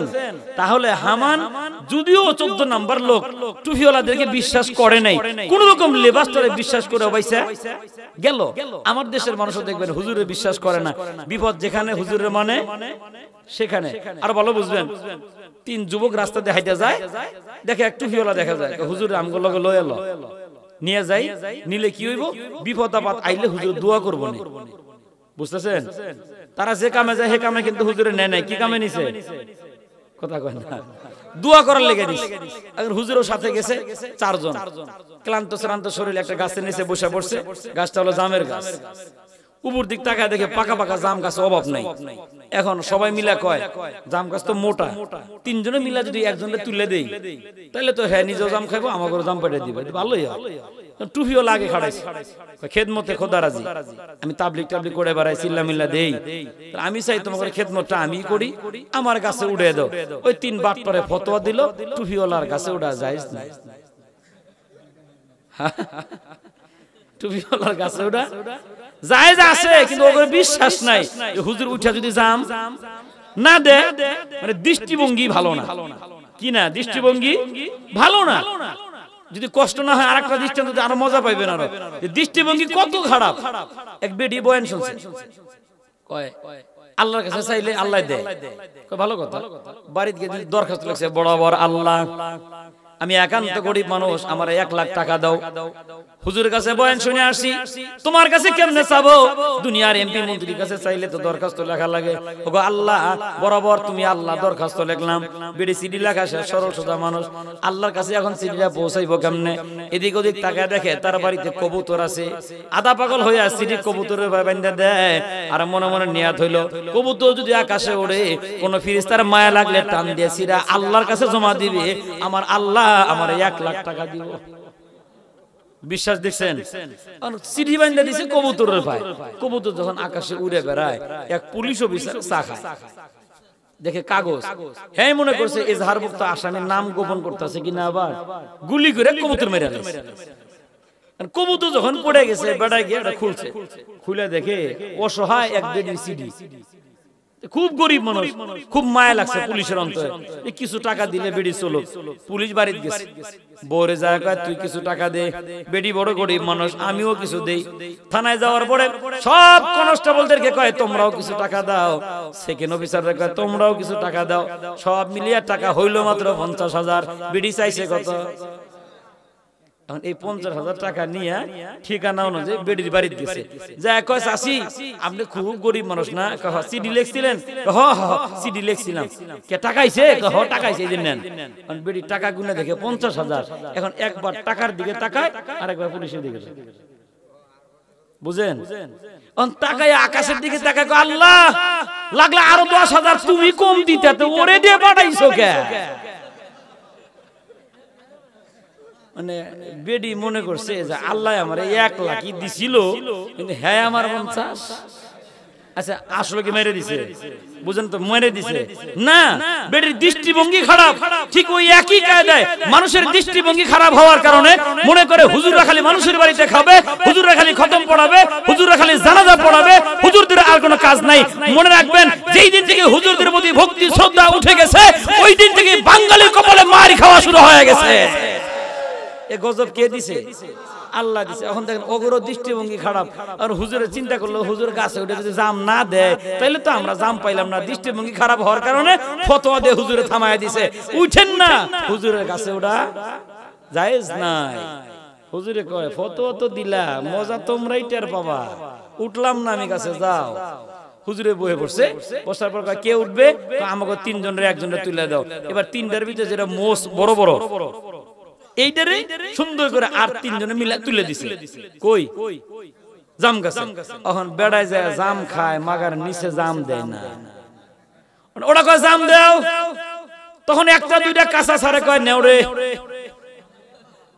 দেওয়ার কথা ছিল কি পাকাটা দেয় কোনটা? কাঁচাটা। আবার যখন বেশি চিল্লায় কাঁচা জাম দিলা কেন, পাকাটা দাও, তখন দেয় বিসি, কয় নেওরে।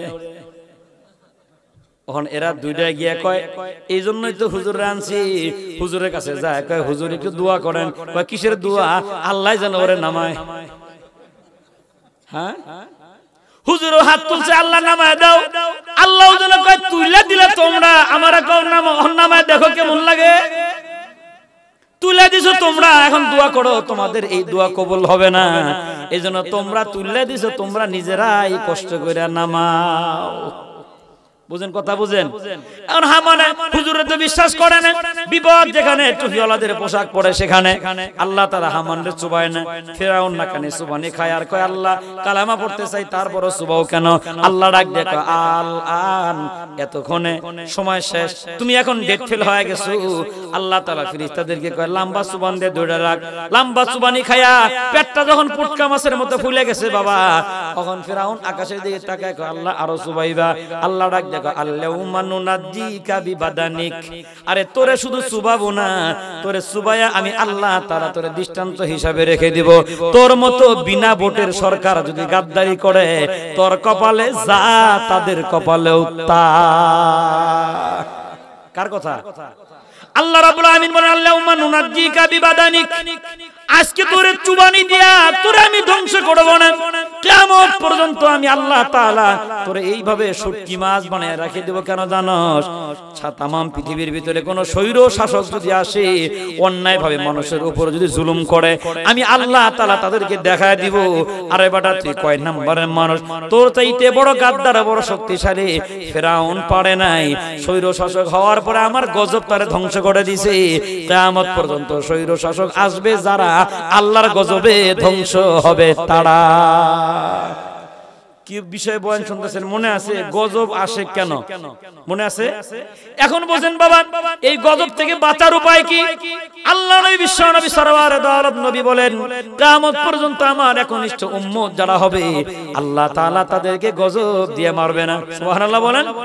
এরা দুনিয়াতেও গজবে আক্রান্ত হবে না।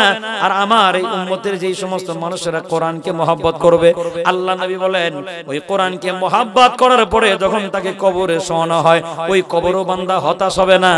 কবরে রাখার সাথে সাথে কোরআন তার মাথার কাছে হাজির হয়ে যায়। আল্লাহ নবী বলেন আমার উম্মতকে আল্লাহ তাআলা এত মায়া আর এত ভালোবাসেন, যার কারণে আমার উম্মতকে আল্লাহ গজব দেন না। আল্লাহ তাআলা আমার উম্মতকে দুনিয়াতে তিনটা জিনিস এমন দান করে দিবেন যে তিনটা জিনিসের দিকে তাকাইলে সওয়াব হয়, তাকাইলে গুনাহ মাফ হয়, তাকাইলে পরে আল্লাহ তাআলা তার আমলনামায় সওয়াব দান করে, চোখের জ্যোতি বাড়ে। সুবহানাল্লাহ। তিনটা জিনিস দুনিয়াতে আল্লাহ এমন দিবেন শুধুমাত্র এই উম্মতের জন্য। ওই জিনিসের দিকে তাকাইলে সওয়াব হয়, গুনাহ মাফ হয়, ওই জিনিসের দিকে তাকাইলে আল্লাহ চোখের জ্যোতি বাড়াইয়া দেয়। এক নাম্বার বাইতুল্লাহ, কি বলছি? খানায় কাবা। খানায় কাবার দিকে তাকাইলে চোখের জ্যোতি বাড়ে, গুনাহ মাফ হয়, সওয়াব হয়। দুই নাম্বার মা বাবার চেহারার দিকে তাকাইলে চোখের জ্যোতি বাড়ে, গুনাহ মাফ হয়, সওয়াব হয়। তিন নাম্বার কোরআনে হাকিম, কোরআনুল কারীমের দিকে তাকায় থাকলে চোখের জ্যোতি বাড়ে, গুনাহ মাফ হয়, সওয়াব হয়। সুবহানাল্লাহ বলেন। বুঝবেন কেমনে? ইমামে বুখারী রাহমাতুল্লাহি আলাইহি জন্মের 3 বছর পরে অন্ধ হয়ে গেলেন। মা বড় আশ্চর্যান্বিত হয়ে গেলেন, আরে আমার ছেলে যদি অন্ধ হয়ে যায় ছেলে আমার আলেম হবে কি করে? একজন আলেমের বক্তব্য শোনার পরে ইমাম বুখারীর মা সুন্দর করে পানি দিয়ে সন্তানকে ওযু করায় দিলেন। ওযু করে দেওয়ার পরে বলে বাবা এই যে হাতের ভিতরে কোরআন নাও। ইমামে বুখারী বলে বাবা ও মা আমি তো কোরআন তেলাওয়াত করতে পারি না, চোখের আমার কোনো জ্যোতি নাই। পয়গম্বর বিশ্বনবী বিশ্বনবী বলেন কোরআন এমন একটা কিতাব তাকাইলে জ্যোতি বাড়ে, চোখের জ্যোতি বাড়ে, সওয়াব হয়, আল্লাহ গুনাহ মাফ করে দেয়। এবার ইমাম বুখারীর মা কোরআনুল কারীম সন্তান হাতে দেওয়ার পরে বলে, বাবা তোমাকে তেলাওয়াত করতে হবে না, একটা করে পাতা উল্টাও আর বলো আল্লাহ আমার দৃষ্টিশক্তি ফেরত দাও। সুবহানাল্লাহ। ইমামে বুখারী বলেন কোরআনুল কারীম হাতে নেওয়ার পরে একটা করে পাতা উল্টায়, পাতা উল্টানো শেষ হয়ে গেছে, পাতা উল্টানো শেষ হওয়ার সাথে সাথে আমার আল্লাহ আমার দৃষ্টিশক্তি ফিরাইয়া দিছি। এই জন্য কোরআনুল কারীমের সাথে থাকা দরকার আছে না নাই? আছে না নাই? থাকলে আমাদের লাভ। কেমন লাভ? উঠেন না ভাই, উঠলে খুব খারাপ লাগে আমার। কারণ কি জানেন, এই 400-500 কিলোমিটার রান করে আইসা যখন 1 ঘন্টা ধৈর্য ধারণ করে বসতে পারেন না, তখন খুব খারাপ লাগে। উঠেন না। আর কেউ উঠেন না, খারাপ লাগলে বললেন যে হুজুর দোয়া করে দেন বাড়ি থেকে। সমস্যা হইতেছে শেষ বলতে বলতে শেষ হয়ে গেছি ভাই, আর 2-4-5 মিনিট হবে। যে সর্বশেষ যে কথাটা বলতেছিলাম, এই মুহূর্তের ভিতরে আল্লাহর গজব থেকে বাঁচতে হলে কোরআন আঁকড়ে ধরবে যারা গজব থেকে বাঁচবে। বলেন কি বলছি? কোরআন আঁকড়ে ধরবে যারা গজব থেকে বাঁচবে তারা। আর কোরআন বুঝুক বা না বুঝুক, এই কোরআনের সাথে থাকলে পরে ভাগ্য পরিবর্তন হয়ে যায়। সুবহানাল্লাহ বলেন না? আমার একটা মাদ্রাসা আছে কিশোরগঞ্জে, মাদ্রাসার পাশেই সরল সোজা একজন মুরব্বী মানুষ, কোরআন পড়তে পারে না। মাদ্রাসা আর মসজিদ পাশাপাশি, সূরা ইয়াসিনের আমল চলে মাদ্রাসায়। পোলাপানা নামাজ পড়ে এসে ফজরের নামাজ পড়ে, নামাজের পরে সূরা ইয়াসিন পড়ে, আবার মাগরিবের পরে সূরা ওয়াকিয়ার আমল হয়। এই মুরব্বী একদিনও বাড়ি যায় না। ফজরের নামাজ পড়ে এসে সূরা ইয়াসিনের তেলাওয়াত যতক্ষণ হয় বইয়া শোনে, আবার মাগরিব পড়ে বাড়ি যায় না, সূরা ওয়াকিয়ার তেলাওয়াত শুনে পড়ে বাড়ি যায়। এইভাবে শুনতে শুনতে দীর্ঘদিনের একটা সম্পর্ক হয়ে গেছে ছাত্রদের সাথে, সূরা ইয়াসিন আর সূরা ওয়াকিয়ার সাথে। এই বেচারা পরে বলে যে আমার 2-1 দিন না শুনলে খারাপ লাগে, এইজন্য প্রতিদিন আমি এসে শুনি। সুবহানাল্লাহ। দেখেন এই যে কোরআনের এই মহব্বতটুকু তার কি একটা ফায়দা দিল শেষ বেলায়। এই বেচারা যখন হঠাৎ করে মারা যাবেন, এমন টাইমে মাদ্রাসা বন্ধ। মুতাল্লি আমার ফোন দিয়েছে, রংপুরি সাহেব কি হয়েছে? ওই যে মাদ্রাসায় যে মহব্বত করে মুরব্বী মানুষটা আছে না, লোকটা মনে হয় বাঁচবে না, রাত ফিরে কিনা। বেচারা তো অবস্থা খারাপ, মাদ্রাসাও বন্ধ, দোয়া যে করার কোনো ছাত্র নেই। ওরা বলছে ঠিক আছে তাহলে আমি মাদ্রাসায় মাহফিলে দোয়া করে দেবো না, আল্লাহ ভরসা, আল্লাহর বান্দার আল্লাহ হেফাজত করুক। সারা রাত গেল, বেচারা মারা যায়নি। সকাল হওয়ার পরে এই বেচারার কাছে আবার দেখতে গেছে মুতাল্লি, গিয়ে দেখে জবান বন্ধ, কথাও বলতে পারে না। এমন টাইমে জানালা খোলা দেখে মাদ্রাসার 2জন ছাত্র কই যেন যাইতেছে। এই দুটো ডাক দেনছে মুতাল্লি সাহেব, এই বাবা এদিকে আসো, ওযু করে আসো তো, এখানে বসে একটু সূরা ইয়াসিন পড়ো। যখন সূরা ইয়াসিনের তেলাওয়াত শুরু করে দিছে, ওই সরল সোজা মানুষটা কয়, বাবা আমি এখন কথা বলতে পারতেছি, তোমরা যে তেলাওয়াত করতেছো আমার খুব ভালো লাগে, তবে তোমরা সূরা ইয়াসিন পড়ে পড়ে আমার মুখে ফু দিও, তোমরা যতক্ষণ তেলাওয়াত করো ততক্ষণ আমার কলিজা ঠান্ডা থাকে। ছেলে 2জন তেলাওয়াত করে আর মুখের ভিতরে ফু দেয় দীর্ঘক্ষণ। এইভাবে আর কতক্ষণ?